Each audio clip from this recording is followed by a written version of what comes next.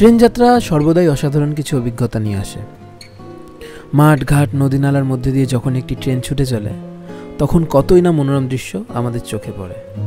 কিন্তু কিভাবে এই সুন্দর বাহনটির আবিষ্কার হলো, আজ আমরা এই বিষয়ে আলোচনা করব। 1800 শতাব্দীতে তখন কল কারখানা চালানোর জন্য কয়লার খুব দরকার হয়, কিন্তু প্রয়োজন যতটা ছিল ততটা কয়লা দেশে সর্বত্র পাঠানো সম্ভব হচ্ছিল না সঠিক পরিবহনের অভাবে। কয়লার খনিতে উৎপাদিত কয়লা দেশের বিভিন্ন প্রান্তে পৌঁছে দেওয়ার জন্য একমাত্র উপায় ছিল ঘোড়ায় টানা গাড়ি।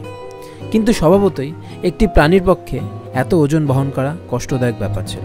তখন 1802 সালে রিচার্ড ট্রেভেথিক, যিনি একজন ব্রিটিশ মাইন ইঞ্জিনিয়ার বা খনির ইঞ্জিনিয়ার ছিলেন, তিনি নতুন বয়লার প্রযুক্তিকে কাজে লাগিয়ে সেখানে একটি পিস্টন ব্যবহার করে 30 PSI এর স্ট্রং ইঞ্জিন তৈরি করেন। একটি ফায়ার বক্সে কয়লা দিয়ে আগুন জ্বালিয়ে ফায়ার বক্সের চারিদিকে আচ্ছাদিত জলের কন্টেনার যখন আগুনের তাপে প্রচণ্ড গরম হয়ে যেত তখন বাষ্পের সৃষ্টি হতো এবং সেই বাষ্প স্টিম পাইপের মাধ্যমে পিস্টনে পাঠানো হতো এবং সেই পিস্টন আগে পিছু হতে থাকতো সেই বাষ্পের চাপ, এবং এই পিস্টন থাকতো চাকার সঙ্গে যুক্ত এবং চাকা তার ফলে ঘোরা শুরু করত আর ট্রেনটি চলা শুরু করত। এরকমভাবে আরেকটি মেশিন আবিষ্কার করেন তিনি, যেটি মালপত্র এবং যাত্রী পরিবহনের জন্য স্থির করা হয়। এটাই ছিল মানব সভ্যতার প্রথম পদক্ষেপ ট্রেন আবিষ্কারের।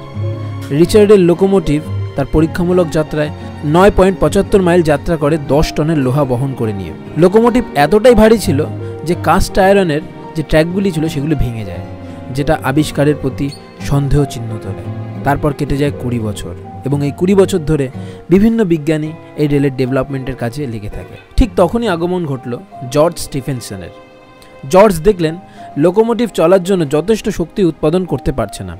তখন তিনি ইঞ্জিনের ব্রয়লারের ফেরবদল করেন এবং ট্র্যাকে কাস্ট আয়রনের বদলে রোট আয়রন বা পেটা লোহার ব্যবহার করলেন এবং তখন তার আবিষ্কৃত ইঞ্জিনের নাম দেওয়া হলো লোকোমোশন 1।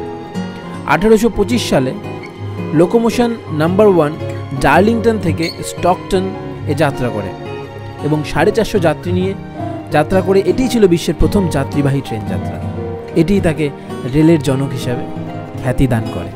বর্তমানে আমরা বুলেট ট্রেন থেকে শুরু করে হাইপার লুপের দিকে এগিয়ে এসেছি। তো বন্ধু, আর যারা নতুন প্লিজ সাবস্ক্রাইব করে শেয়ার করে ভিডিওটির সাথে থেকো।